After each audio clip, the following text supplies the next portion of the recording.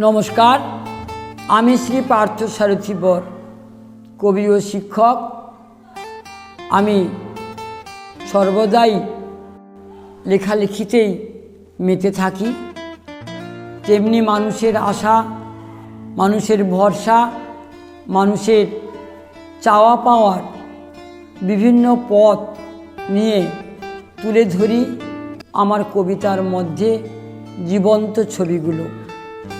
তেমনি একটি কবিতা পূর্বাশা, আর এই কবিতাটি আমার কাব্যগ্রন্থ স্বপ্ন সৃজন থেকে তুলে ধরছি।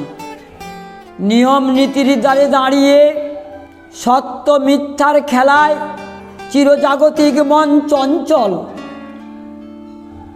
অবহেলায় অলসতায় ছড়ায় পূব থেকে পশ্চিমে, উত্তর থেকে দক্ষিণ, ছায়ায় বিস্ময় সাধ সাধনা পরিশ্রমে ফোটে দীর্ঘ আশার স্বপ্নীল সুখ, ভাবায় সৌরভ বিশ্ব।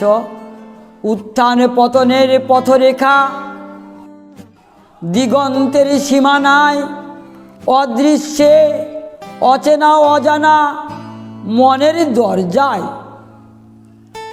সুখের মালা দুঃখের জ্বালা উভয় স্মৃতি, মনের জ্বালা পুজোর ডালায় আসে শান্তি।